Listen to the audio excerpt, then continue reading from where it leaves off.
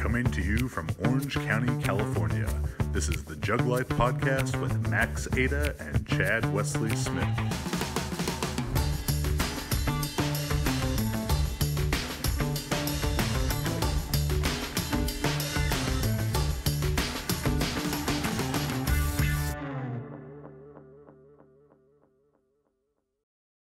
Hey everybody, Chad Wesley Smith here, bringing you another episode of the JuggLife podcast.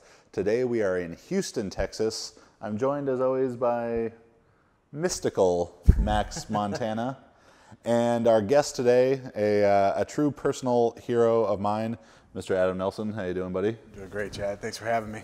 Today's episode is brought to you by Chocolate Puddin' and Shot Puttin'. It's a lifestyle. And we got a lot of stuff to talk about with Adam, so we'll just jump right into it. As I already mentioned, a personal hero of mine. I met Adam for the first time. I was a wee 16-year-old at Junior Nationals in Palo Alto at Stanford. And Adam was there competing at Senior Nationals. And we're kind of back in this athlete staging area, and I'm walking, and I tap my dad, and I'm like, Dad, it's Adam Nelson. Like, I gotta get a picture with him. And this was not, now you go to Expo, you go whatever, and you can take pictures with people easily. We had to, set up like the hood kind of thing, but it may have been with a disposable camera actually. But got this picture with him, and it was like so cool. That this big track star would take a picture with me, especially because I either 5 minutes before or 5 minutes after I tried to stop Mo Green and he just walked past me. But so I had that picture pinned up on my bulletin board through all of high school, and for a short shot putter, it was like, Adam Nelson, that's my guy, and you get all fired up. But we'll talk more about that. So I'll not be too giddy fanboying as we go. But just know, even if you may fanboy over me or Max at an expo, that we do the same thing to people as well. So a bit about your resume. I'll kind of toot your horn for you. Not like that. Weird. Yeah. Yeah. I know. I said I'm a big fan, but yeah. So you are the 2004 Olympic gold medalist, the 2005 world champion, a Olympic silver medalist as well in 2000, and a 4-time world silver medalist between the indoors and outdoors with the PR 2251, right? Which is 73, 10 and 3/4, I think. 73, 10 and 3/4, which I know when you had retired from throwing, that was like 10th farthest throw of all time, right? I think at the time it was like the 5th or 6th farthest. Since then we've had a few guys pass me on that one. So. And I looked at a list of that this morning. A lot of failed drug tests on the list in front of you, or East Germans. Yeah, same. So tell us a little bit about your background in the sport, and what our meathead fans want to know about this freaky ass lifting and jumping that you're able to do. Yeah, so thanks for having me. This is going to be a lot of fun. I always enjoy talking to Chad, especially when he gives you sort of the color on how he really tried to stalk Mo Green. What he didn't tell you was that Mo Green was lined up at the 100 meters and he was kind of outside, so that's why he ran by him. No, so I got involved with track and field, with throwing specifically because I got cut from the baseball team in 8th grade, and it was an awesome opportunity for me to sort of pivot and find the weight room. I didn't really realize at that time that was going to be where it took me, but I was really trying to get ready for football at the time. And my dad basically said, when I got cut from baseball, he said, you can get a job or find something else after school. Well, track had a no-cut policy, so I thought I was pulling one over on my dad. Anyway, got into the weight room, and I was that weird kid that could spend hours in the weight room every single day, starting at 12 years old. And I probably spent more time under the bar, totally ignorantly, complete ignorance, from 12 to 17 than anybody 10 years older or over 10 years. I was there every single day, 2 to 3 hours a day. And if I didn't walk out of the place completely flamed, I didn't think I had a good workout. I remember having this conversation at dinner at the Sornex, where you were doing like German volume type of training, like 10 by 10? Yeah, so for everything? Yeah, pretty much, pretty much. I'd somehow, like, you know, in 1988 or 89, there wasn't a lot of information that you could get your hands on. So, and I was in Georgia, which, you know, it was even farther behind than the rest of the world, just because that's how we are. We like our traditions of ignorance sometimes. Not to get into social commentary, but I found, you know, this really awesome wealth of information, Joe Weider's magazines, basically. And there was this thing, and I've now learned that they are called info advertisements, that was advertising, oh, this guy got super huge and big on this program, and it was German volume training, basically. And I thought it was, like, cool. So the thing that I glommed onto as a 12-year-old was this 10 by 10 and 50%. I had no idea what my max was, so I just did 10 by 10. And if I couldn't do, on the 10th rep, like the 10th set, if I wasn't failing on the 10th rep or 8th rep or whatever, then I just, you know, wasn't working hard enough. So 10 rep maxes in a row. Yeah. 10 rep maxes. And I would do it, and I just remember, like, so I always tell people my greatest strength as an athlete was not necessarily my ability to throw, necessarily, it was my ability to endure horrible training without getting hurt for long periods of time. And so, but let me tell you something, like, if you do a 10 by 10 program and you start at 50%, then you go to 55 and 9 by 9, and then 68 by 8, and then I think at 7 by 7, I didn't think I was working enough, so then I would do like 10 by 7, and then 10, and so on, and you keep progressing in that fashion.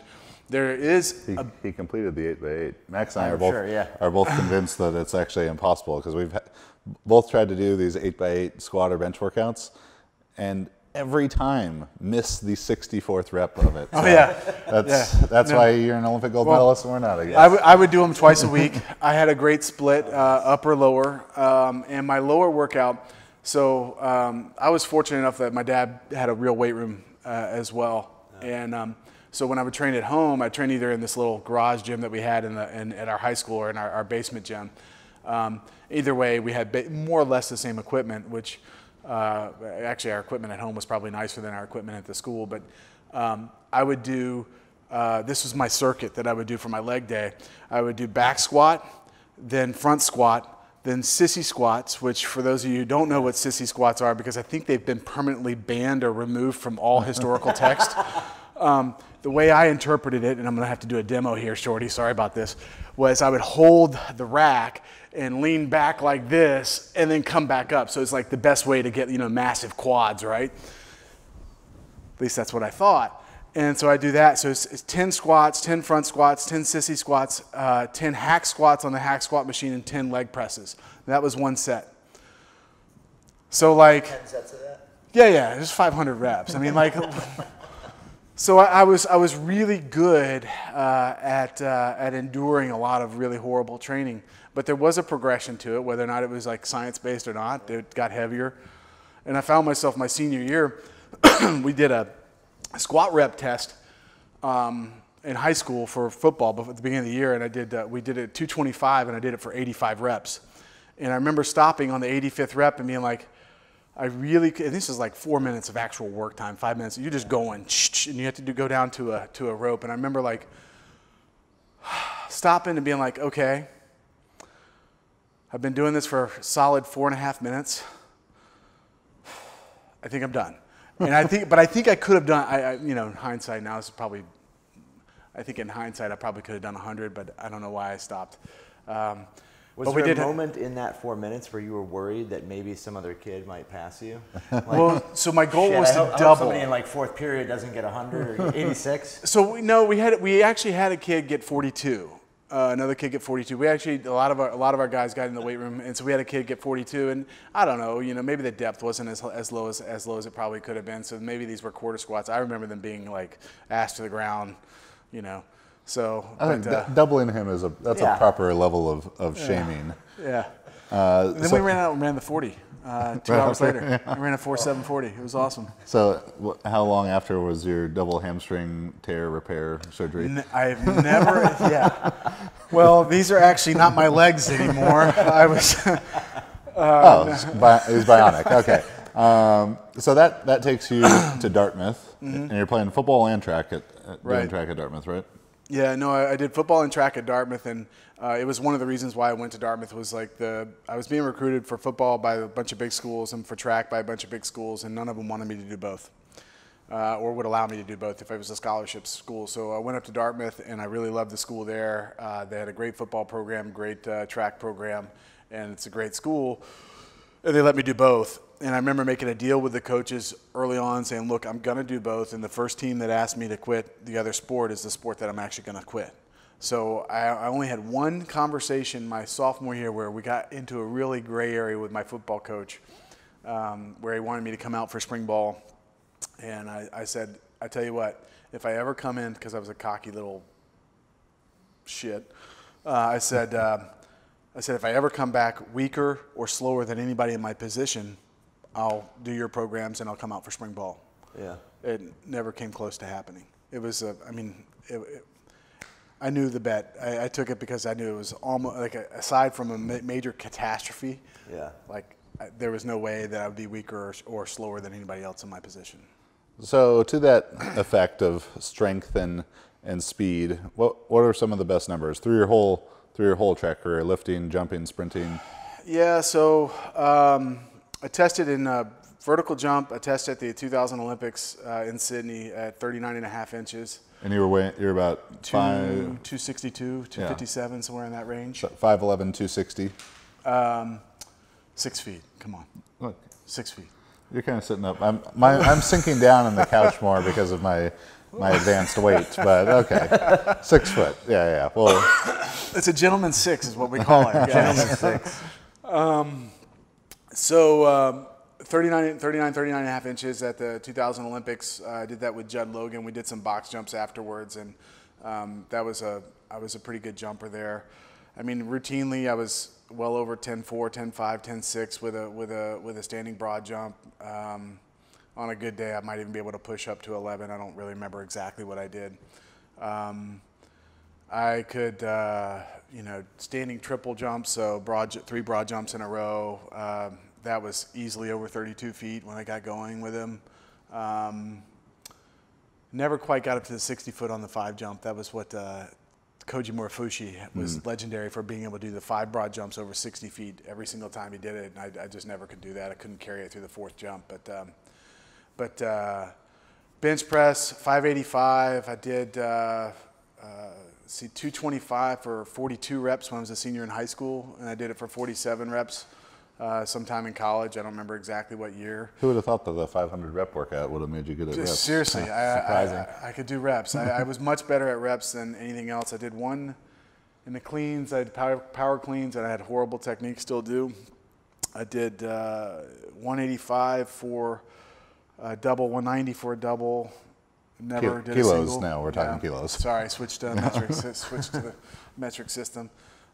Squats, best squat work ever. I never really worked up to any heavy singles in any lift, really. It just wasn't what I did. But I did 665 for a set of 10, and that's one of my favorite stories of all time, because my college coach my senior year was like, he set this up. He's like, for a month, or it's like 5 or 6 weeks, we were going to go over 600 pounds every squat workout. Yeah. And the goal was to do 5 sets over 600 pounds. And I'd done like, 615 for a set of 5 or 6 or something like that, or 635 for a set of 5 at the time. And, but only one set. And so the first week we do like 600 or 605 or 615 for, whatever the set of 5. And then the next, it's like 2 sets, 615, 625 or 615, 635. I forget exactly what the progression was now, but the last workout, he comes and he says, okay, and this is true juggernaut style, we're going to do a plus set, right? But we didn't know what it was. He's like, you're just going to do as many as you can. This is 1997. And you're going to do as many reps as you can, and it's going to be 665. Now, keep in mind, the weight room that I worked out in had the squat rack that I was using was one of these tri-level squat racks. Classic. Handmade by, as most of them were, but like this was actually handmade by the guys in the machine shop like next door, so that it was on hinges, so it could fold up against the wall. So I was probably pushing the safe limit of this rack. And so like, I remember when I did this, my coach calls the whole team in, and we're talking about a room that's smaller than the room we're in now. And there's a little rack against the wall, and he goes, okay, you're gonna you ready? Let's go. And he used to do this thing where he'd pop your traps. So he'd take these big old meat hooks of hands, he'd grab your traps and pop them, which of course just pisses you off because it hurts like hell. And I get under there, get set, and I go, and I'm like, he's like, get the first 5 reps, and it's like, no problem. He's like, 2 more. He doesn't tell me when he said, I'm going to tell you when to stop, but I'm going to tell you to keep going. It's like, 2 more. So I said, okay, coach. And I get 6, then 7, and then he's like, 3 more. And I'm like, okay, coach. You know, I'm like ready to fucking kill people, right? I'm like, all right. I feel the blood vessels in my head go, you know, like blood vessels in your eyes, and you start going. You're like, yeah, that's right. I'm seeing red everywhere now. My face is beat red. I got the mirror in front of me that's like, you know, from TJ Maxx or something like that. So this whole anyway, and then I'm hitting that go 8, 9, 10, and he goes, 2 more? Like, he's like, I don't know, where's this going to stop? And I was like, fuck you! And I collapsed in the rack. So I think, aside from that, I think I did work up to 735 for a set of 5 with Charles one time. But, and we did some limited range of motion stuff that we got into the, like, he calls them isometronic workouts or isometronic movements, which is like the top 4 to 6 inches of the lift, and we got over 900 a few times with that. But so like West Side kind of squat. wow, that was a dig, huh? Yeah, I enjoyed those. I set it up well for you. Yeah, you did. Thank you. Yeah. So I guess you're pretty strong and fast, I suppose. So you're coming out of Dartmouth, not a traditional track powerhouse, Ivy League school. How far did you throw in college? My senior year, I threw 63.2, won NCAAs. Yeah, I timed it well. The year before, it took 67 feet. The year before that was John Cadina's record, 72. This year? Did you see it? Holy shit, these kids are good at throwing the shot put. I timed it well. Timing is everything. And so you graduated college in 97? 97, yeah. And I had one more indoor season of eligibility in 98 that I went back for. And then I moved out to California. So throwing as a post-collegiate, this time, it was certainly the trickiest time for me trying to compete as a post-collegiate. I'm sure for track athletes, for weightlifters, for anyone chasing the Olympic dream, that time where you come out of college, so you don't have the NCAA support, but you're not good enough yet to get the big, the millions of dollars that all the coupon codes are going to generate for people these days, but to get like a real support and sponsorship.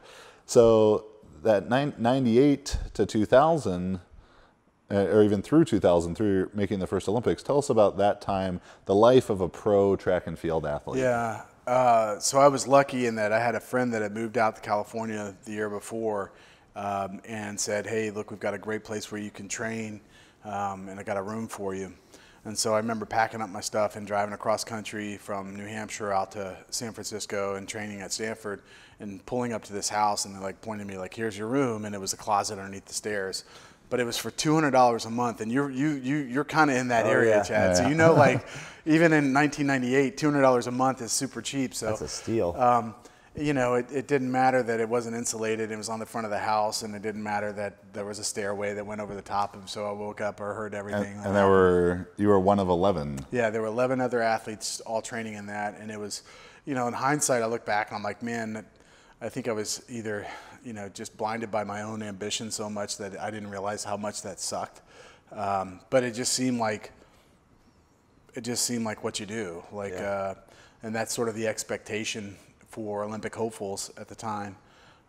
You just, it's a struggle, and they tell you this is the struggle. And so when I moved out there, I was like, well, this is what I've chosen to do. So there was never any doubt or never any. I was like, well, this is just what if I'm not willing to put up with this or deal with this, then I clearly don't want it enough. And there were other guys who made the Olympics from living in that house as well. Jamie Nieto, was he in there? Or? No, Jamie wasn't. Alex Ganatakis was on a couple Greek national teams for the discus. There were a couple of guys that made a couple national teams, but ultimately I was actually the only one that made the Olympic team. We had a couple people move up to the master bedroom then? No, it didn't work like that. It was a first in, first in, first out, and then whoever was the first in got the choice after that. So, but it didn't work like that. But it sucked. But at the end of the day, like it was a shared experience with a lot of people, and I think that's one thing that maybe this generation sometimes lacks, is a community of shared experiences, because so much of our stuff is online. But how long were you in that room? We were there for a little over a year, and then we moved into another place, and I lived in a garage that I converted. So step up from the stairwell. It was more space anyway. Yeah. And were you training full time? Were you also working? And yeah, so I was working and training when I first got out there. So when I finished Dartmouth, I had all these opportunities to go to New York and do all these fancy pants jobs, wear a suit for a living, and get really old really quickly. Adam's really smart, by the way, in case you weren't catching that from the Dartmouth and everything like that. But thank you. I wanted to kind of, I didn't want to forego or postpone all of that. So I thought I could do like a financial services, private wealth management kind of job, which would be based more around market hours, and market hours on the West Coast are pretty early, like 6 a.m. to 2 or 3 p.m. So it's like, oh, this would be perfect. I'll get in early and get out relatively early and be able to train in the afternoons. As it evolved, they want you to do more than just the normal, 8 or 9 hours, and so I worked, I worked from basically, I got used to get into work at about 5:30, and would get out about 6, take a quick break, go change clothes, go train, and be out and finish with training by about 12 every night, and that's just what I did. I was again young enough that, getting 3 or 4 hours of sleep a night. And I know what the science says, that there's no such thing as a sleep camel, like you can't store it up on the weekends. But I think it worked okay. But no, it wasn't sustainable. I started getting injuries and started having some chinks in my armor that I'd never experienced. And so I, after a little over a year there, I quit that job and was able to find a job with an internet company that allowed me to work and train work from home.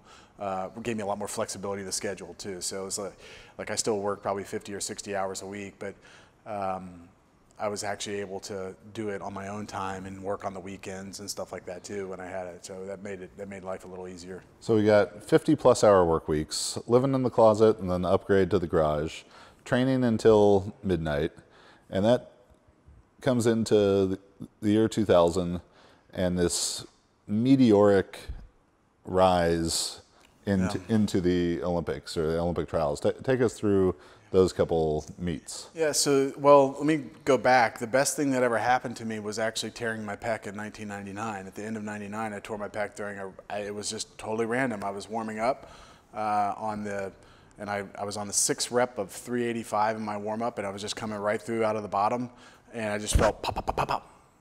And I finished the rep, looked around, said, shit, I just tore my pec. Never torn anything. Went to see a doctor, and he said, hey, you're going to have surgery. I said, well, what does that mean? He said, well, you're done for 6 or 8 months or whatever it is. You won't be ready for the trials. I'm like, nah, okay. And then as I was leaving, he said, well, you could also try rehabbing it. And if you rehab it, you might be able to load it within 3 or 4 months. I'm like, dude, this is a no-brainer to me. I'm all in. And so what it did was force me to change the way I train. And so I'd always been under the bar so much that and just because I loved it, the weight room's so instantly gratifying that it's like, it is a drug and an addictive one. And so like I just love to grind. I love to get under the bar, and it forced me to get out from under the bar. That's when I started really so the way I look at it is like I spent like the first 8 or 10 years of my training career as lifting, like building this massive base and never truly realizing how to get that super compensation. So when I actually came out, I didn't realize I was actually probably overtrained for most of my career early on. You were probably still overtrained from the 500 rep workouts in high school. Yeah. 6 years later. So when I started doing stuff that was like unloaded but super fast, because that's all I could do, like all of a sudden I went from my 40 time got down to like, not that this has a huge correlation with shot put, but I was like running like 4.5s and 4.54s in my 40, and my broad jumps just went through the roof. I remember we'd do like a 3-step long jump competition with my training partner, and we'd routinely go like 19 feet with it, you know. So we like all of a sudden all this stuff started happening. Then I wasn't able to throw until March of that year, and I went out and started throwing the 4K, which is the women's shot. And March of '99 or March of 2000? March of 2000. Yeah. So March of 2000 for the 2000 Olympics. Those are in the summer. March and the summer are not very far apart. Yeah. So I go out and I take my first throws. I'm like, wow, that actually feels pretty good. And then within the month, I'm doing full stand throws with the 15-pound shot and the 16-pound shot, and they're going farther than they ever had. I'm like, what just happened here? Like, then I start doing full throws, and at the end of March, 1st of April of that year, and like my first full throws were like 3 feet farther than what I would normally throw in a practice. And I'm like, this is unbelievable. And then from like literally April, May, and June, if I showed you my progression of distances, I literally went from like 65 to 66 feet on average to like my best throws of practices being honestly immeasurable in the facility that I was training in, because I was hitting the fence. And you know that little, the outside sector circle at shot put sector at Stanford, yeah. I would hit the fence 2 or 3 feet up with the 15s. I always train with the light shots, but the 14, the 15 the 14 and 15 pound shots, and I threw several down the right hand side, which is the short side there, over the fence down into the hammer sector. So like, I was like, I don't know how far I'm gonna throw, but I didn't care. I was just so happy that like I could actually throw. And then I got invited to this meet in North Carolina.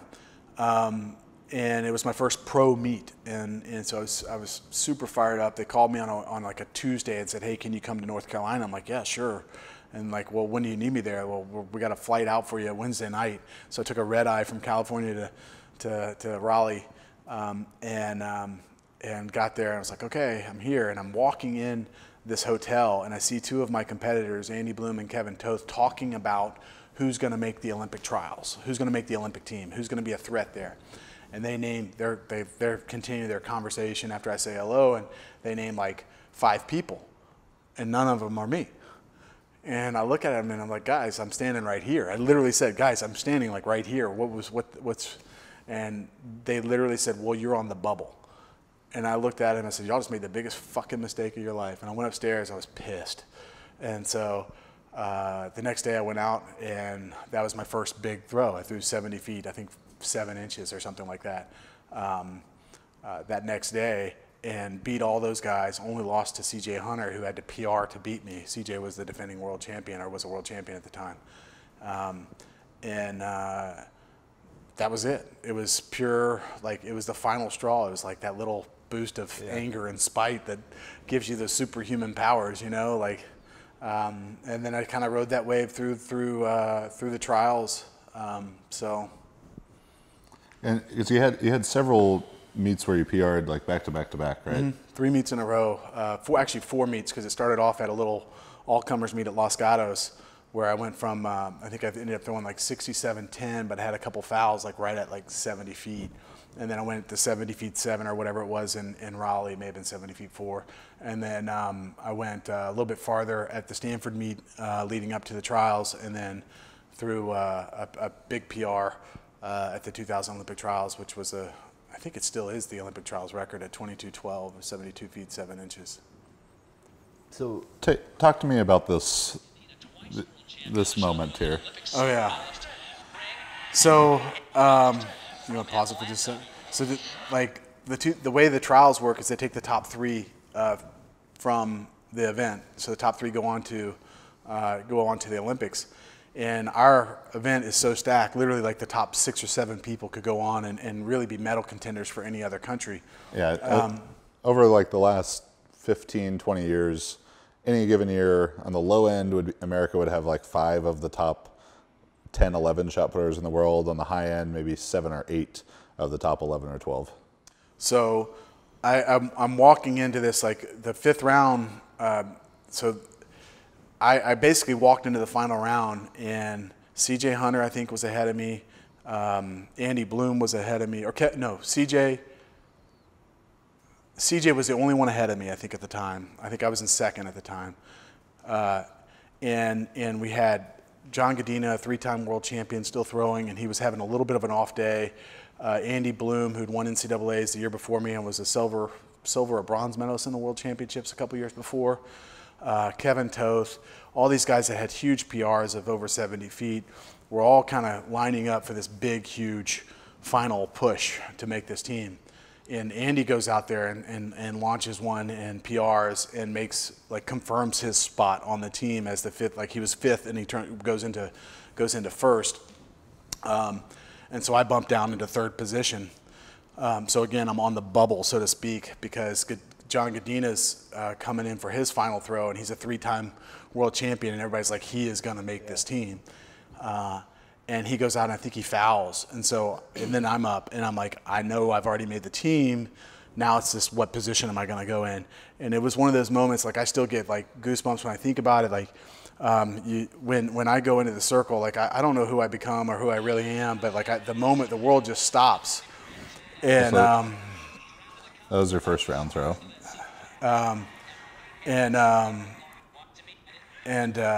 This Chad showing the competition here, but this is it right here. That's Andy throwing his PR.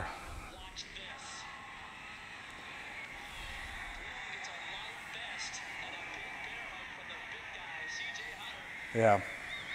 So once John takes his throw here, I know I've actually made the team, but it's just a question of what position I'm going to be. And this is just one of those moments where you find you find that energy, and that you get into the zone. And I just remember stepping in the circle, the world just went completely quiet, and I was so locked in on this one specific task of throwing this shot put. And when I finally exploded back to life, like the shot put came down, and it was an Olympic trials record, and I found myself throwing 72 feet 7 inches. I'd won the trials and was now the favorite going into the 2000 Olympics.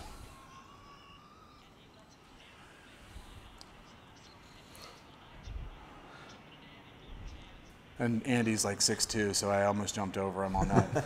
So this is a good time to talk about something that we're going to talk about later, but this controlled aggression. And anyone who watched you through your track career, there's Adam Nelson and there's Nelly, and you'd flip this switch, and you're a great showman and all this stuff, but the shot put is very technical. Like it's a very fine line to walk. How aggressive can you be? How fired up can you be? But how can you also focus on your technique? And that's something I think powerlifters, weightlifters, they struggle with. Can you talk about sort of harnessing that controlled aggression? Yeah. So a lot of people have asked me about my pre-throw routine, because I do get very excited, very fired up, and I think it all started. I don't know what age it was, but I mean, ever since I was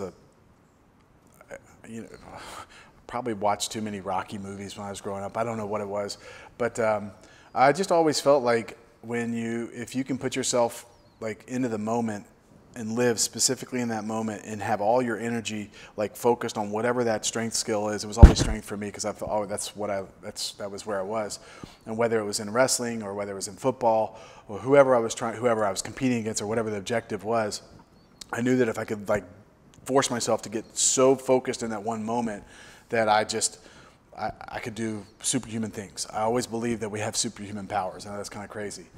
But I read this book when I told you I was the weird kid that spent all these hours in the weight room under the bar. But I read this book in 8th grade that was called The Athlete's Guide to Mental Training.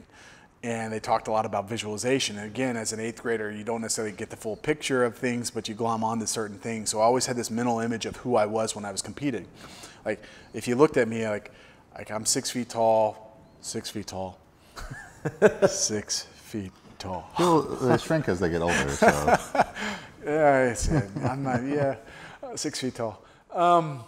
And anyway, but I always had this strong image of who I was. But if you looked at me relative to my competitors, I was 6 feet tall, 257 towards the end of my career, I got as heavy as 267 or 268 with a couple of days over 270, which didn't feel good.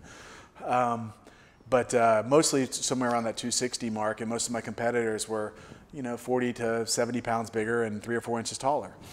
So I never saw myself as smaller than they were. Like in my head, I was bigger than all of them. And you're in 2000, the process was still a little bit raw, and I got it. It was refining and refining. But literally, I would walk into a circle, and I would see this superhuman version of myself, like do whatever it is that I was about to do. And eventually I got so good at it that it wasn't this superhuman version of myself, it was me stepping in, and I could feel how this person was, how this person moved, what he thought. And like when I get into that character, when I get into that mode, and it really is an extension of who I am, when I get into that mode, like there's nothing I can't do. And there's no doubts, there's just pure like, what is the task at hand, and I'm going to crush it. There's nothing else in that hand, in that moment, and that interferes with that. And over time, I started developing processes. I've worked with sports psychologists, sports hypnotherapists, and a bunch of other people to help refine this process.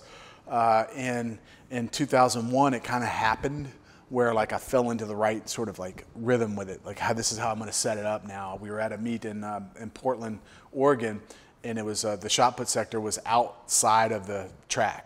And so we didn't have a lot of room to move around, and the people were surrounding the shot put sector.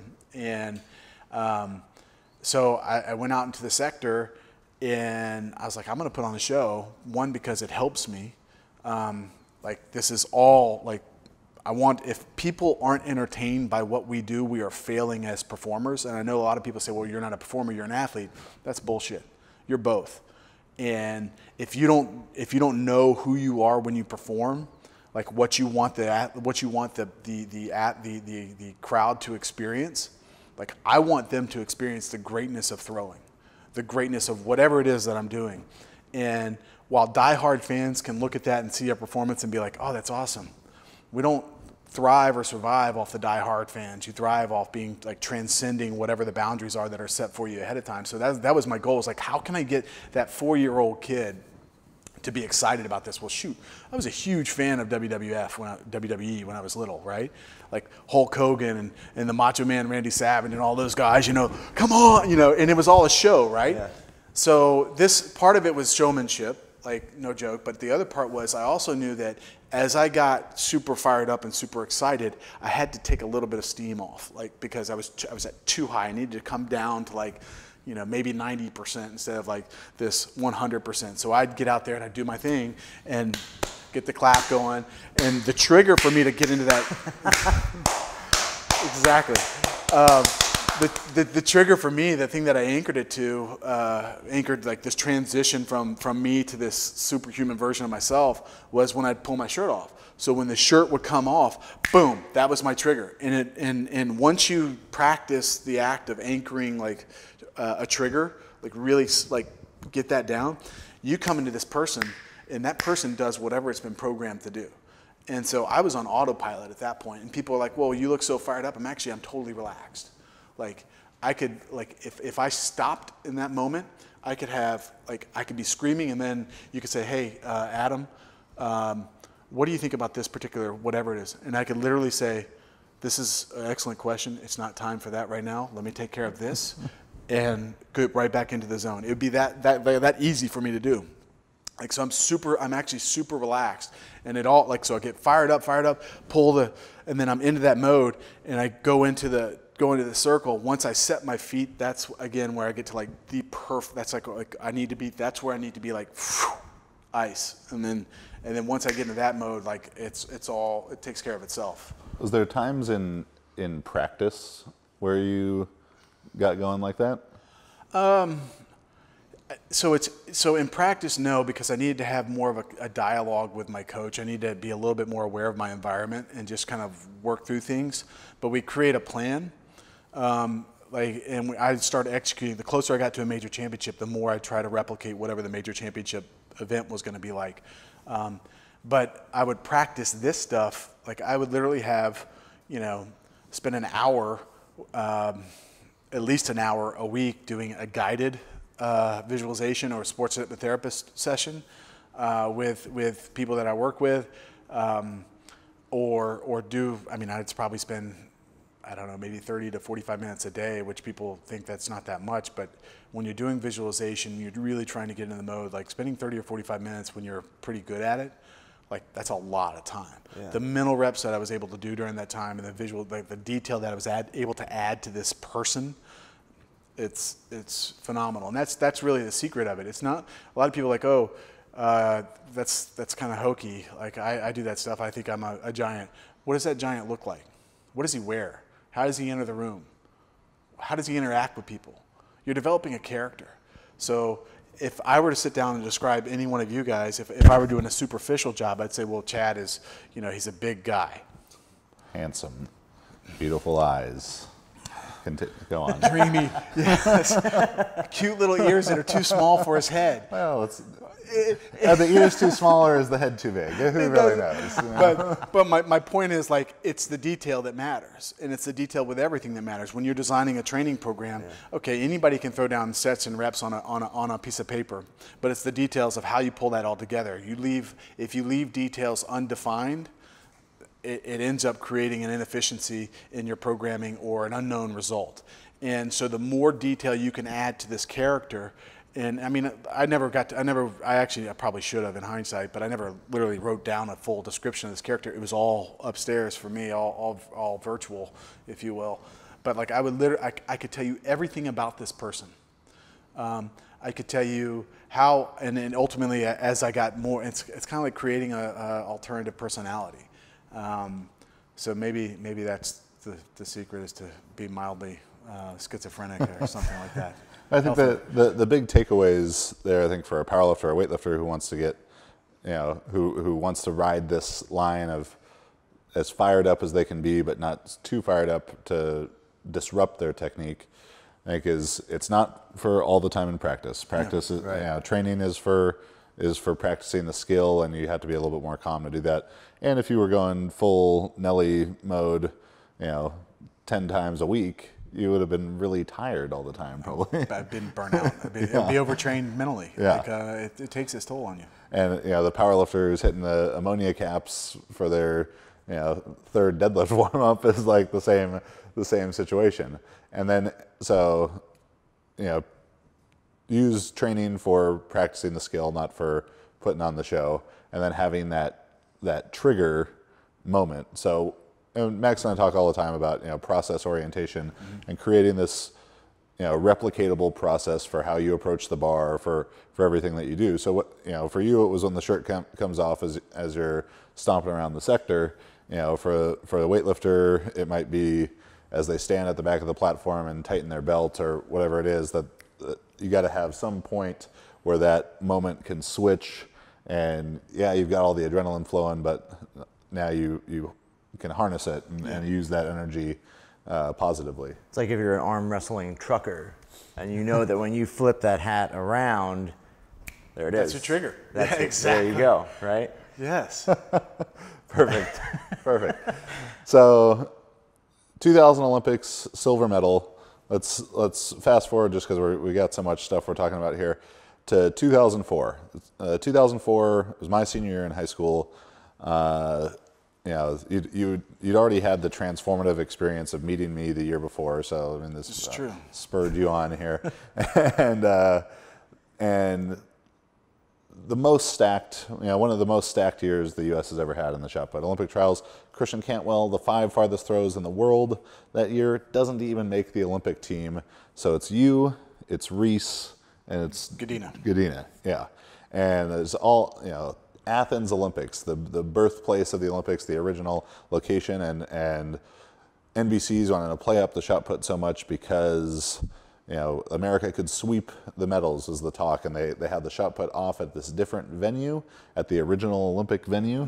So the only people there are there to watch the shot put, and there was a lot of people there to watch it, and a really cool setup. And I'm at home watching on TV, and it was very nerve-wracking as a fan. So I guess it was tough for you too, but I was very stressed out at home watching on my couch because you foul a lot. That's kind of your thing. Yeah, it is. So Adam's throwing 5 fouls. You get 6 throws, and on foul, you step out of the ring, it goes out of the sector. Fair and then 4 fouls. All right, just overall. Okay. 69.6 about the best throw? 69.7 or 6, somewhere around there. And so you have 69.6. Yuri Bilanog from Ukraine, 69.6. Tie. Well, the tie then goes to the second farthest throw, And of which you have nothing none. else. Yeah. So again, it's one of those things where you only need one throw to win, and that was sort of my mantra. Like I knew One time. And because I'd been leading the whole competition, and Yuri tied me on his last throw, his sixth throw of the competition. It was 59th of 60 throws in a competition. He tied me on the 59th throw of the competition overall amongst all the competitors. And I knew going into the last throw that I had to throw farther to win. So this sort of takes you back to those moments when you're playing on your driveway, shooting hoops or whatever. 3 seconds to win. Inevitably, you miss it. At least I did. That's why I got cut from basketball too. But anyway, this is like that moment that, like, as an Olympic shot putter, you'd probably dream of if you could ever think about this sort of context. We're in the ancient, not just the original, but the ancient Olympic Stadium. First competition there in several thousand years, and it was the last competition they've had there. I guess we were either so good or so bad they never wanted to. Greece hasn't been doing great since those Olympics. No, I think those Olympics may have pushed them over the edge, actually. But step in the circle. I mean, I've been in this scenario so many times that I felt like this is my environment. Like a small venue, relatively small. There were about 20,000 people there just to see the shot put. It was a very intimate setting. This is the type of thing that I excel in. And the first throw of the day was super easy, and then in the next 4 throws, things just fell apart. I'm not sure what happened, but technically I was off. And I'd fallen, I'd dropped the shot, it slipped out of my hand. I mean, like everything that you can possibly have go wrong technically in a throwing competition, it was all unfolding at that moment. And I was like, crap, this sucks. And so but I remember going into the last throw, I was like, I feel really good. There was no doubt in my mind that I was going to take this competition. Like, there are times where you're like, man, I just don't have it. Like, today I was like, I have it, I've just been off. Like, I can't, and it's coming together. Each throw is getting better and better. I still was fouling, but it was okay. Step into the last throw, and again, it's one of those moments where the world just stops. And there were people that were booing, the people that were cheering, because people don't like Americans, and depending on what side of the aisle you're on, so to speak, they were expressing their opinions. But I remember getting in the circle, and once that shot put touched my neck, like I could feel the hairs on the back of my neck stand up. I could feel like the world just stopped, and I'm like, I'm here. I'm there. Like, this is the moment that we all wait for, and I don't really remember much as I'm moving through the circle, and then when the shot put finally leaves, I just remember like the world just exploding back to life, and knowing that I just won the Olympics. And when I see the shot put land, it literally was about 1.5 feet or 2 feet farther than any other throw of the day. I'm like, this is that moment. And I look up to the left, and they raise a red flag, indicating that I fouled my last throw. And I see the Ukrainian athlete start taking his victory lap. And here I was, 2000 Olympic silver medalist. I should have won that one, or should have thrown better. I won't say I should have won, but I should have thrown better in what I did there. I've been silver in 2001, silver in 2003, and now silver in 2004 in the 2 world championships in between now this Olympics. And I remember looking and being like, you don't get these opportunities. That you work 4 years for this one moment, and I just fallen short in like the worst of ways, like as a tie, right? So I see this guy start taking his victory lap, and at this moment, the reporters come up to you and stick their microphones in your face, like, how do you feel? And it's like, I see my wife come down, and she made it over to me, and when I saw her, she was crying, which made me cry. And then they stick these microphones in your mouth and say, okay, you've just spent the last 4 years of your life training for this moment, and you just lost. How do you feel right now? And it's like, what I'd really like to do is take this microphone. So you do what you can, and I made it through those. And the next day it was the very next day I started hearing rumors that he tested positive, and I'd heard that at every major championship, so I never put much credence in it. And then about 2 weeks later, I get a call saying he tested positive. I'm like, yeah, I've heard that before. We'll see what happens. And I got a call actually about 6 months later saying he tested positive and that something was up. I'm like, well, what am I supposed to do with this information?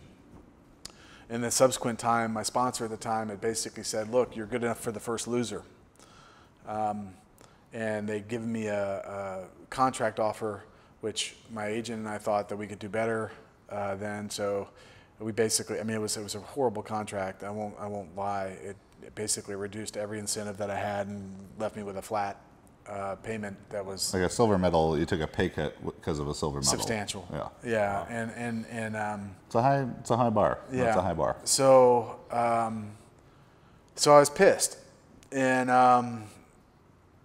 I walked away from that contract, and the company we were talking to another company who said, hey, we've got to wait till our fiscal year ends and money opens up, but we're going to give you a contract, and it was going to be this and this. So that would have been in February. They sent me a bunch of product and said, hey, this is a sign of good faith. I'm like, cool, no problem. February comes along, guy that I've been talking to gets fired. They replace him with another guy who hates throwers because they're all dirty, his words. And have since become a pretty good, he was, when I was competing the rest of we became pretty good friends, but you know, it takes a while to change a culture. And, but anyway, I was pissed. And so I now had no monetary reason to do this. And I woke up every day saying, fuck my sponsor, at the time my old sponsor, and that was my motivation. I literally would say, no joke, I'd wake up and the first thing out of my head was, fuck Nike. They didn't think I was good enough. But they didn't want to bet on me. I was angry. I trained angry every single day. And at some point, anger is not a sustainable emotion for me. I'm not that kind of guy. And it reminded me of why I actually did this sport to begin with. And I'd gotten so caught up in like how much money some guy was making over here and some guy was making over here that I'd forgotten really what my motivation was, which was not money. I am not a person that's heavily motivated by, don't get me wrong, I like money, but it's not the reason why I initially choose to do this anyway. And so my value system had gotten skewed, and I was really having a hard time justifying my self-worth until this moment.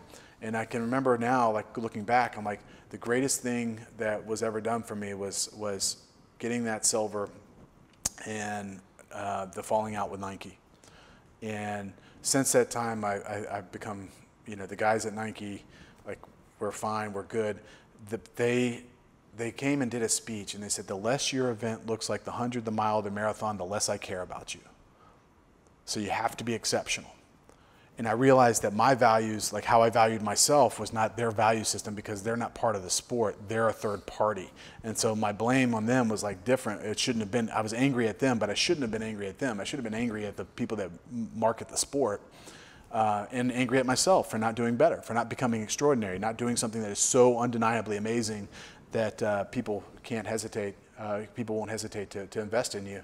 And so that year I woke up angry, and then all of a sudden I was happy, and I loved it. And that transition took me right into the World Championships, and I ended up winning the World Championships in 2005 in Finland, and carried me for the next 8 years, because I was like, I still have some unfinished business in this, and I'm not doing this for money, I'm doing this for my own personal gratification, and if the money happens, that's great. If not, I'm okay. And I know that sounds cheesy as hell, but like, if anger is your sustainable emotion, you're a miserable, nasty person. If you're really serious about doing something, you've got to be passionate about it. And if that passion is not motivated by a general joy of what you do, like, then you're going to have some major issues to deal with down the road, and you're going to have some major regrets. And I think for myself, when I made that transition as an athlete, and really remembering why I do this and how I'm going to value myself,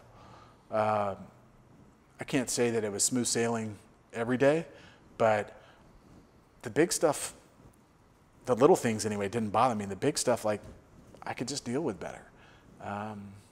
So you've got this part of your career. You're throwing in a shirt that says "Space for Rent," sponsorless throwing nomad. Yes. I remember you having huge throws that indoor season. Anger, baby. Yeah. Anger. I didn't say it wasn't effective. Yeah. Yeah, so I also had a shirt that said, "At least my mom loves me." Yeah, that was sort of my mentality at the time, and I actually got in trouble for those shirts. The sponsorship rules around this profession of track and field limited the size of logos and words on a shirt. Oh, yeah. And I remember having this conversation with one of the people that was trying to keep me from wearing the shirt, and I was like, "Well," he's like, "Don't you have a proper uniform?" I'm like, "This is my proper uniform." "Well, you can't wear this out there." "Why not?" "Because it has these words on us." "It's not a logo. It's a saying." It's not for, you're not sponsored by the Space for Rent company. Yeah, there's no commercial entity involved with it. "Well, you should cover it up." "I'm not covering anything up. This is against the rules. Show me." And it was like all logo based, but we ended up like I had sponsor companies complain to file grievances with USATF and the IAAF, and all these people would like shut this guy up because I was actually a thorn in their side. I wasn't trying to be at the time, but like the fact that a world champion or someone who's number 1 or number 2 could like compete and not have a sponsor, and I was trying to draw attention to that fact, really didn't sit well with a lot of powers that be in the sport. And my attitude was like, well, then do something about it.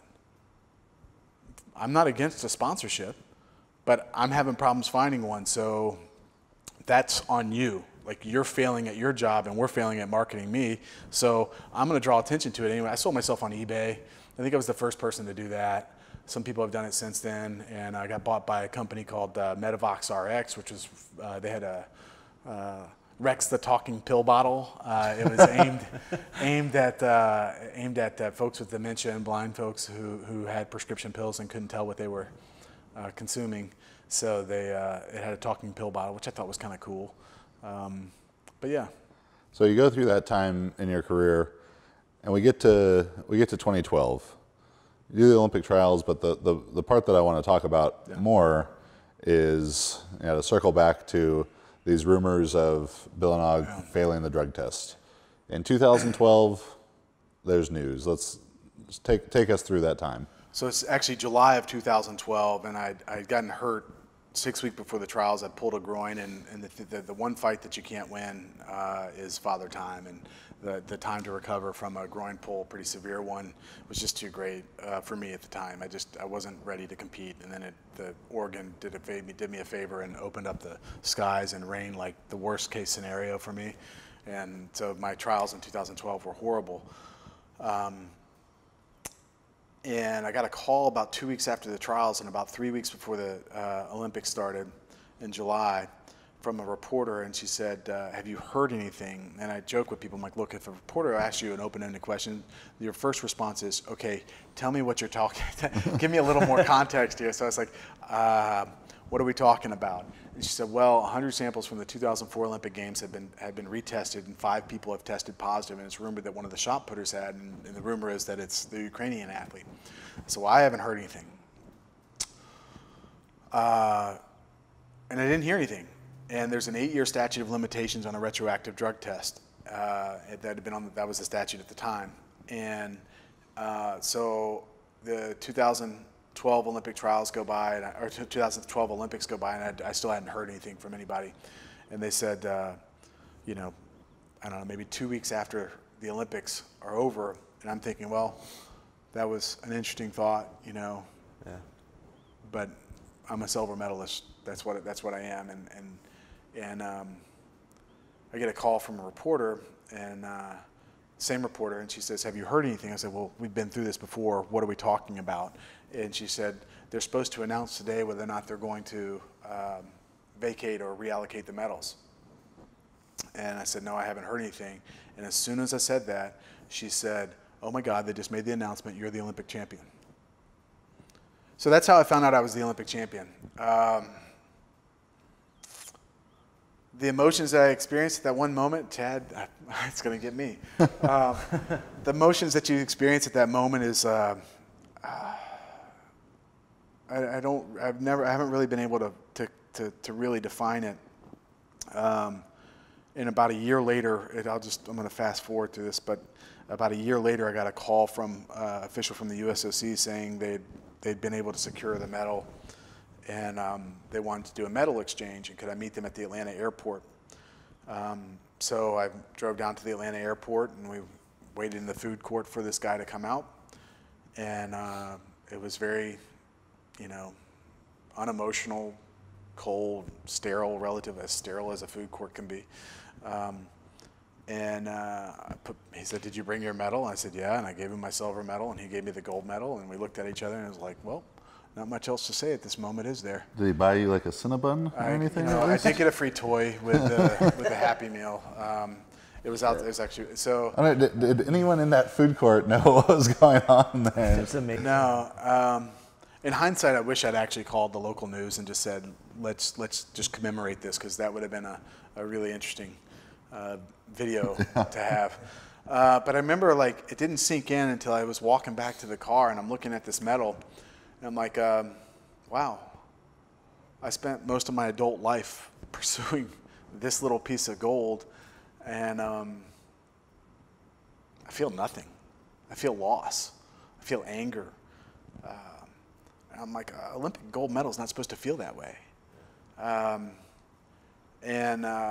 got back to my house, and my wife had called everybody in the neighborhood, so they came and did like a surprise medal party for me. And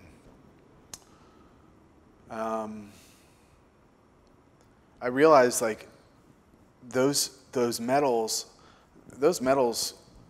are just a physical representation of the work that went into it. And if you're not pleased with the work that you put into something, those medals are not going to be something that have much value for you. Afterwards, there's a sentimental attachment, because there's a response to that, receiving that one moment. And all the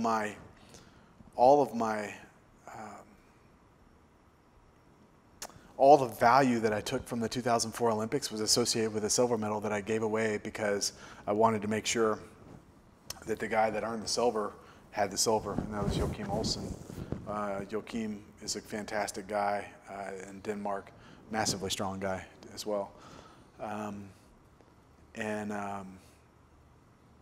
So I felt like that was rightfully his, but it's taken me a long time to assign value to this gold medal. What I come back to is, like, the importance of appreciating process versus the results, because you can't guarantee the results. There's no guarantees at all.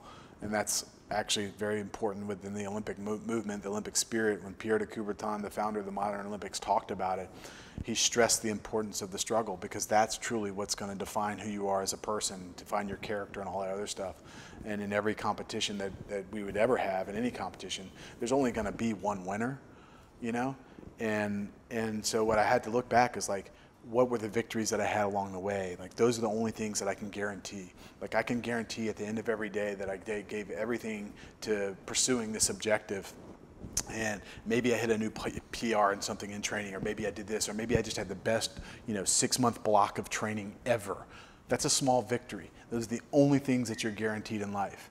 And so now I look at the gold medal, I'm like, you know what? This medal is more symbolic of the bigger issue, like drugs in sport, clean sport, and some of the other things that I think we're going to talk about too. But I really believe that, look, I'm not going to discount the fact I think drugs do work. Like, there's no doubt, like, you will get stronger, you will get faster, whatever training, athletic qualities you're training, they can enhance that.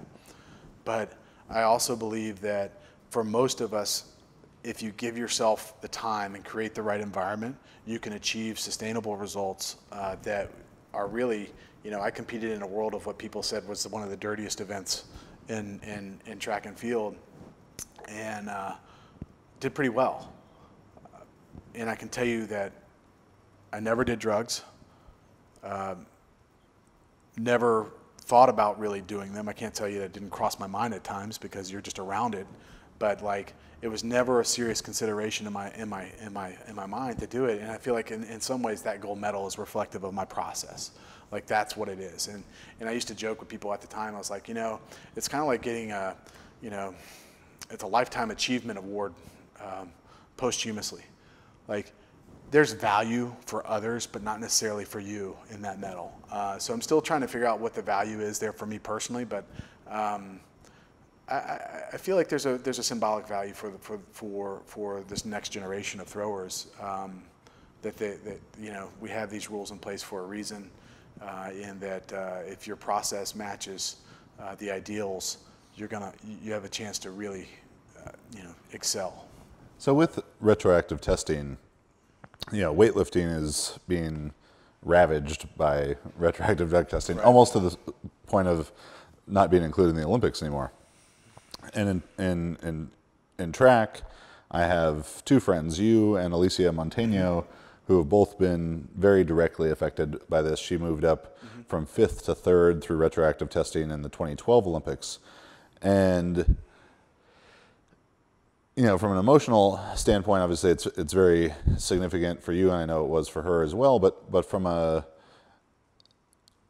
that stuff about the sponsors and everything, if it's a level playing field the day of, you're the gold medalist, and Nike is, oh my gosh, Adam Nelson, let's give him a bunch of money and do all this, and there's no way for them to compensate that part of your life, 8 years of not being able to say Adam Nelson gold medalist or Alicia Montano bronze medalist, and the what people want to pay you for speaking engagements and all these different things that come along with it.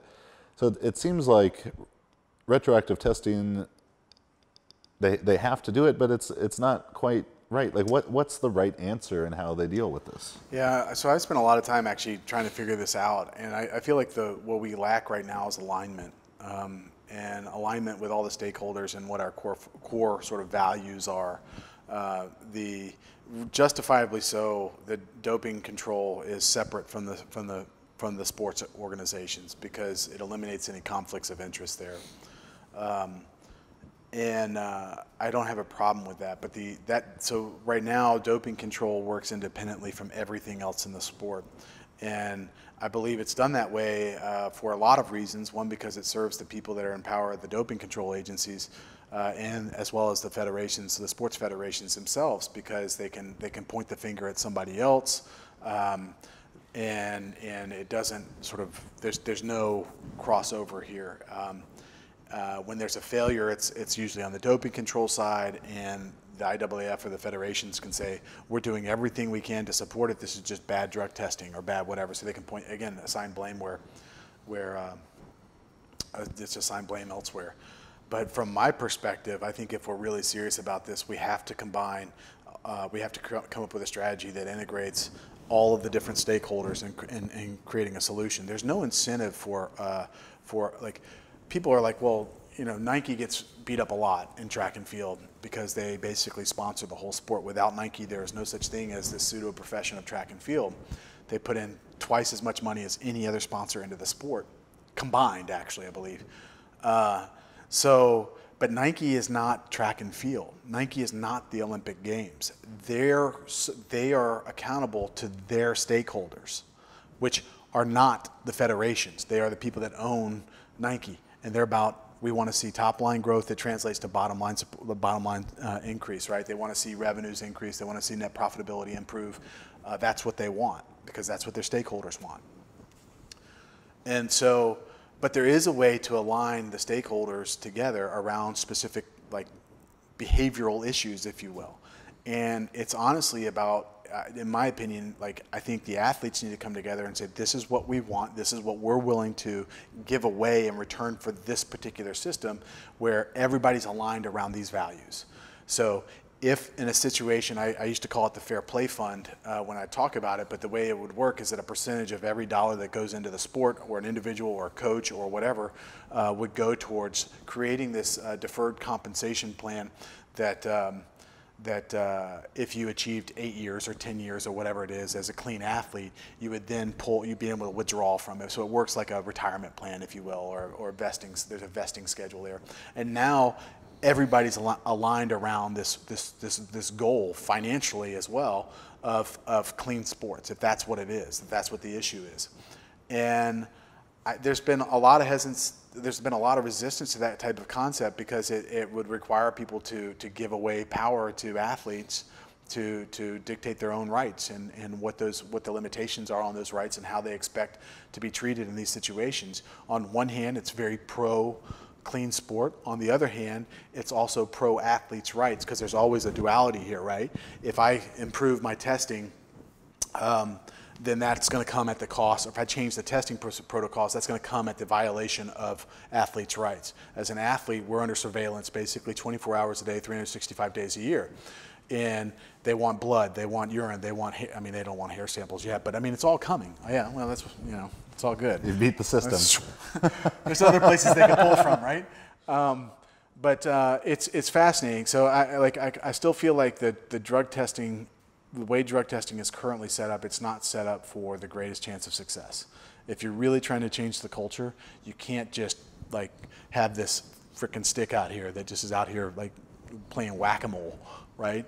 You've got to go back in and say, okay, we want to change the culture. How are we going to do that? Well, why don't we make sure everybody's compensation is aligned with what our objectives are? In order to do that, we have to actually recognize the athletes, who we've always seen as the problem, but they're also the solution. It works in every other sport that has a professional athletes association. So that's where I think it needs to go.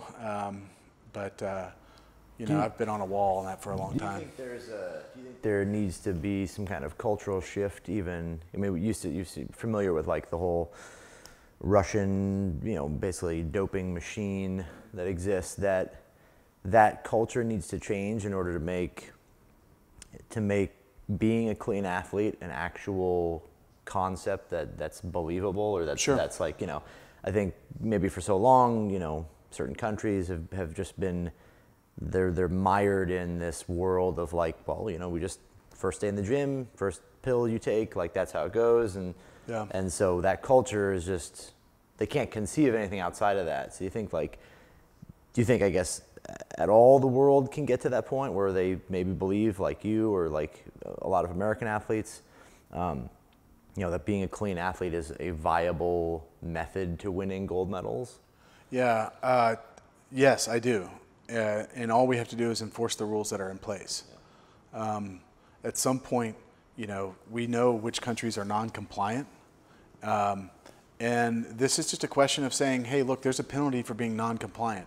The greatest mistake that the IOC and WADA made over the last 4 years was allowing Russian athletes to compete. And I'm sorry that there were some athletes that were, the clean athletes that may have been clean athletes that got taken out, that would have been impacted negatively by that.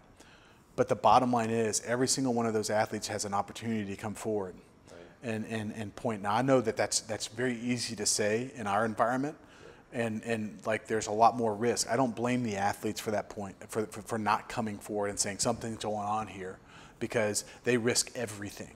They risk everything, and the IOC has proven time and time again that they really don't have your back. So, but at the end of the day, if you would go to the non-compliant countries and say, look, you're not compliant, all of your athletes are going to be banned tomorrow for 9 months, a year, from all competition, and you're going to have to pay a fine. People say, well, that's not fair economically for a lot of these countries. Okay, you can make an exception, which quickly will then become the rule, or you can change the rules and make it actually something that you can actually like monitor and support. We have rules that are in place that they're just there. There's nobody that can enforce them. Because there's no financial resources to do that. So like we have a system that's not set up for success, and we've got bureaucrats and people that say, well, this is this and blah, blah, blah. But at the end of the day, the reason why Russia was allowed to compete in I mean, it was a fucking joke at this Winter Olympics. Like, the reason why they're able to compete is because there's only 3 or 4 countries in the world that can truly pay for an Olympic Games now. Russia is one of them. And so to say that like the IOC doesn't want to risk burning that bridge for the next 20 or 30 years is a very true statement. So they're going to do things that makes it look like we're being really tough, but if you dig down below the surface, like it's crap. The bottom line is, like, if you treated every stakeholder the same way you treated athletes, the individual, like, you wouldn't have any problem. All right, so we have 2012 Olympic trials, frustrating with the injury. You were retired from competing at that time. Yeah. Correct. A year later, the pomp and circumstance of receiving your 9-year retroactive gold medal at a Chick-fil-A in the... It was Burger King, Okay, actually. Burger King. Yeah. If it would have been Chick-fil-A, that would have been pretty good. Yeah. But in the Atlanta airport. I got to reconnect with you summer of 2014, where we were both speakers at Sorinex Summer Strong event. Went out to dinner, talked all kind of training. Very, very fun time. And we stayed connected after that, but not talking about training so much, talking about business and marketing and all this kind of stuff. Late, maybe fall, early fall, late summer 2015, my phone rings. Adam Nelson. Always excited for the call. And I pick it up expecting some marketing type of questions. And Adam called me and asked and said, I want to start throwing the shot put again. Like, will you coach me, or will I help him train? In what is likely the coolest moment of my coaching career, I got to accept the job of coaching, consulting, advising my childhood shot putting hero on his training to return to competing with the goal of the 2016 Olympic trials. It should be your 6th consecutive Olympic trials, and you were 40 or 41 at that. I was turning 40, yeah. At 40 years old. So to do this special thing, what made you want to? What made you want to come back to competing, and do all of that? Yeah, so it's funny. I mean, I hadn't touched a shot. I mean, I touched it a couple times in the intermittent period, but like basically, like the weight room, throwing is a drug for me too.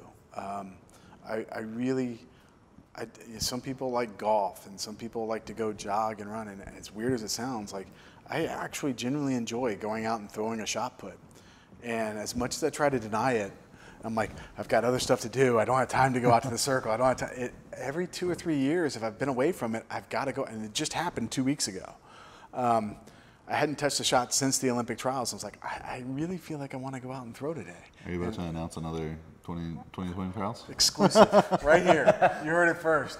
I haven't touched it since then, but no, I don't know. I mean, look, I wouldn't rule it out of the realm of possibilities. Like, I feel like, I really feel like there's a couple of things that go on here. Like, one, it's something that I truly enjoy doing, and as much as I try to deny it, because there's really no, like, our community is really small, right? So it's like just a bunch of weird people that I love. I don't call them weird, but I think everybody else that looks at them are like, you guys are just weird. I don't know if I should feel threatened or safe, one of the two, like we're all big and loud. But I go in there and there's just something that's just, it's just soothing to me. If golf would not be that way for me. And so, I don't know, I'd been training a couple of kids, and I'd gone up and trained this one guy up in New Jersey, and his dad was like, dude, you gotta throw. And so I remember it was a few months before that, and I was still in a 12-pound shot, and he's like, take a couple of throws, do it. I'm like, dude, I haven't touched a shot in like forever, and I'm gonna hurt myself. And it was like 32 degrees in New Jersey, and we shoveled out the snow and all that stuff, but we'd been out there for an hour going at it, and I was having fun, like coaching the kid, and I was trying to talk smack to him. And I stepped in the ring, and cold and all that other stuff. Like, I think I threw the 12-pound shot like that day, like, I don't know, 75 or 76 feet. And I was like, we'll see what happens. So it was a seed that got planted, and then slowly just started to cultivate a little bit more. And then I was like, well, let me just start with the lifting. And that was like why I reached out to you, is I really did love the structure of the programs that I'd seen you put out through Juggernaut, and then I'd seen, or JTS. Same. And I just loved all the content that you put out through the site and some other things. And I was like, I'd love to just learn and see what I can do. And it gives me something that I can direct our training to. So I'm probably a horrible person, horrible athlete to coach, though, because I'm sure Chad was like, so. It was definitely the most nerve-wracking program I'd ever written. I was like, you could not screw this one up, Chad. Best program you've ever written. Come on. So we go through this process, training probably 10 months, a year, back training towards Olympic trials. Yeah. And things are starting to pick up, and you're throwing far, and we go to Eugene, Tracktown, USA, summer of 2016. What was really fun for me and flattering and all that stuff when we went to dinner with your wife and kids and your parents. I got to eat a ton of PF Chang's, which I always enjoy. That was an extra bonus. and just kind of be a part of this experience, this really cool life experience. And the night before the competition. And then we go the next day, first day of Olympic trials. At the Olympic trials, they have an opening ceremony, like a mini version of the Olympic Games. And there was a surprise at that ceremony. I'm gonna make you say it because when I tell this story to people and I get emotional, so I'm gonna make Adam do it instead. So this was one of the other things. It was in February that year that the organizers had said, "Hey, look, we want to do something special for you because we think you got totally screwed." And so they called and said, "Look, we want to recognize you at the Olympic trials this year." And I said, "Okay, that's okay. I'll go." And that also solidified my decision to go compete too. I was like, "I'm going to be there anyway. Got to do it, right?" But I didn't know what they were going to do. And then I knew what time it was going to happen. It was during the opening ceremonies, and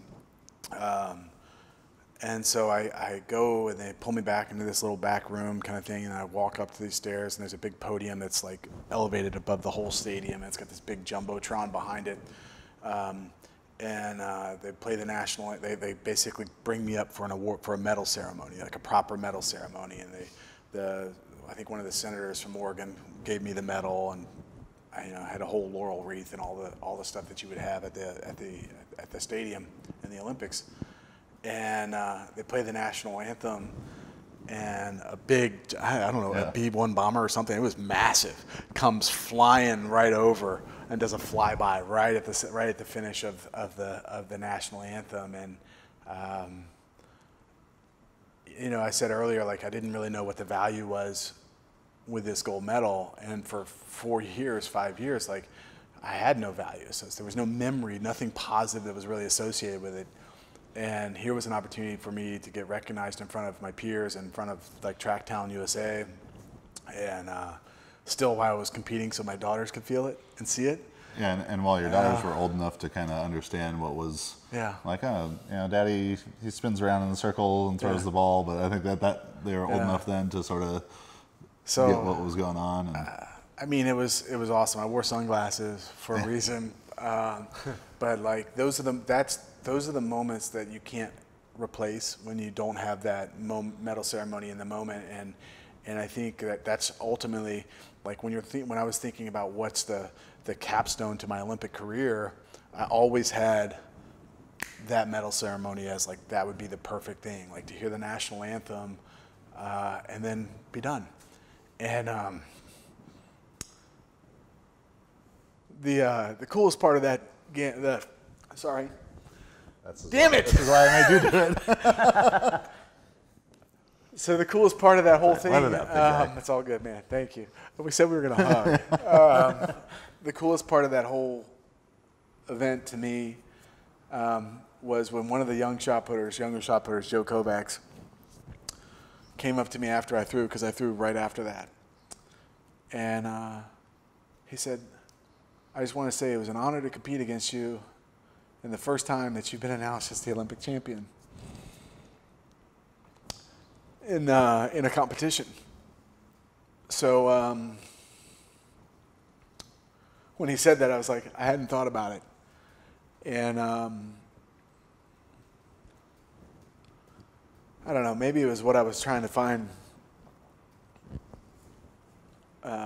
Maybe that was the moment that I was waiting for, that would certainly add value to something that had been void of it. But it was at that moment that I really appreciated the fact that I'd had this process that lived up to my value system, that eventually rewarded me with the opportunity to compete with a bunch of young kids who saw me compete when they were 12 or 8 or however long, because I'm old. And that at some level I'd inspired them to do things in a way that they hopefully will never have to experience what I have. That they will, be rewarded in the moment, and so it was pretty cool. The whole day was surreal, but I think that's the memory that I take away from it more than anything else is being able to actually compete and be recognized as the Olympic champion, which I'd never been able to do, and that was pretty awesome. Yeah, it's one of my, coaching, whatever, just one of my favorite memories is seeing that happen. Lacey's crying, your girls are excited, your mom's crying, your dad's there.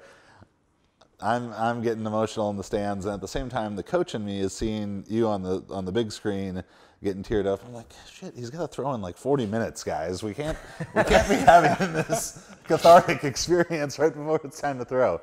But go on, throw about 67.6-ish there. Yeah, 67.6-ish. It wasn't my best. I would have appreciated it, like, had it been about 2 or 3 weeks earlier. I was in, I think, a little bit better shape. But like, all things considered, like, when you walk out, like, there's a story about like doing your best, right? Like when you look at,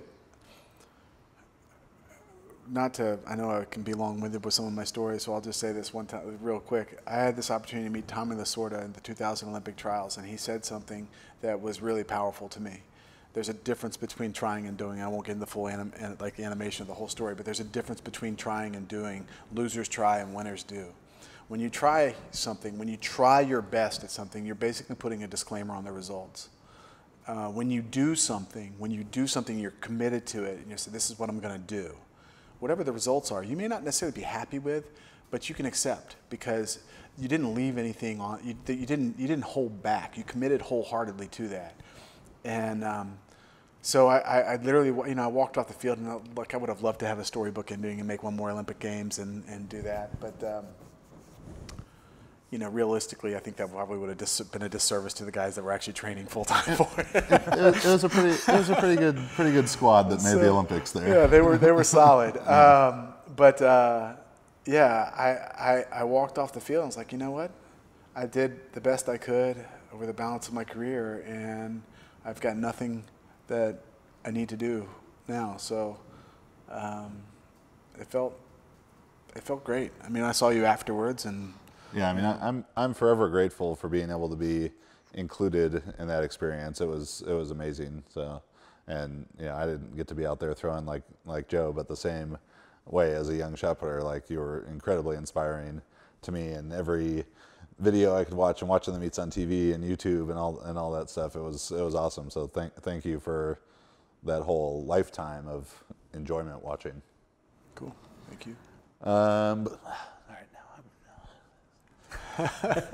Let's talk about what you're doing now. Tell us a little bit about the D10, and then we'll wrap things up. Yeah, sure. So the D10 at face value is a sports event. We put on an NFL combine style competition that attracts a bunch of executive and corporate athletes, guys that may have been college or professional athletes as well. We had some guys that have been 2 or 3 years in the league or something like that, but now moved on to like banking or consulting or whatever they do now. And ultimately, we raise money for pediatric oncology research and treatment.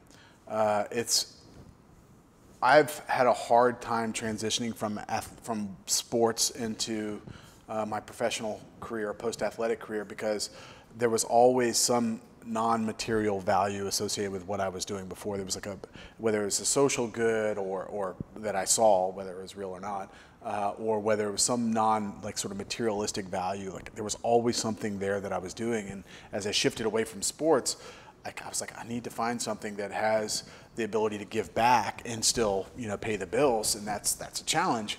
And, I work with a company right now where we put on, 4, 5, 6 events a year, depending on the year. And this year, we started off our first event by raising $1.5 million for Memorial Sloan Kettering and their Children's Cancer Center. And the money's cool. Like, don't get me wrong. Like, it's great to raise that, but then you hear about the impact of that effort. And it's like on balance, like to treat a kid, it's $7,000 or $8,000, maybe a little more, maybe a little less, depending on the treatment. So you can kind of do the quick math. Let's just round it up to 10,000. You're like, wow, we treated 150 kids with this event, and that's pretty freaking awesome. So it's something I joke. I'm like, one of these days, with my partner, I'm like, I'm gonna get my people to come in and compete and just blow the records away.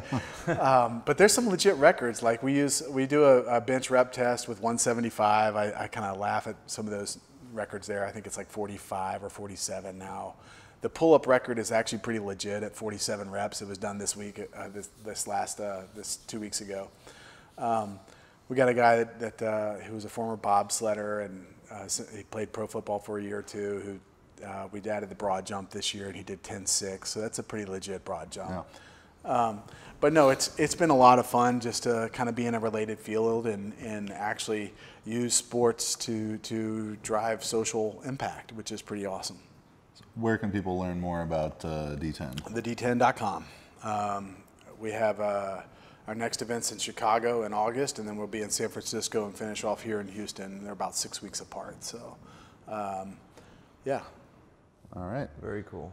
So this was the JuggLife podcast. Thanks for watching, for listening. If you enjoy it, go on iTunes and give us a 5-star review. Make sure to subscribe to our YouTube channel. 3+ videos a week. Thanks to the world's strongest videographer, Shorty Sedang. If you're interested in coaching, powerlifting, weightlifting, strongman, super total, and power building, or if you're a 40-year-old guy who needs to go to his 6th Olympic trials, visit juggernautcoaching.com, and we have programs for all levels. Yeah, beyond that, I think only event upcoming to sign up for, the Juggernaut Performance Summit. Max and I, along with Dr. Mike, Dr. Quinn, and Dr. James, will be on Long Island on August 19th, talking about technique, programming, nutrition, mobility, and recovery. So pretty much all the important stuff to being a successful athlete. You can sign up for that and get some CEUs through the NSCA as well. Adam, where can they find you on social media and get all that good stuff? So TheD10.com is the best way to figure out what I'm doing. Social media is obscure. Adam Nelson, at Adam Nelson 5376. I don't know why that name. That's just what the Instagram assigned me. Adam Nelson 2251. Come on, man. I know. I was not that adept at social media. We gotta get the branding down. So I'm still working on that part. That's why I call you, man. But yeah, you can reach me anyway there. Right. Or you can go to Chad and say, hey, can I talk to Adam? And he'll probably give you my number because he just does that. You got a FaceTime call going. It'll be a whole thing. Max? You can find me on Instagram, Max_Ada, on Facebook, or you can email me, maxjtsstrength.com. And I'm Chad Wesley Smith, at Chad Wesley Smith, and at Juggernaut Training on Facebook and Instagram. One of my favorite episodes. Probably my favorite episode. I think he's even surpassed Jack Clark. Yeah. Which is big Very praise. true. Yeah. Thanks for watching, and we'll see you next week.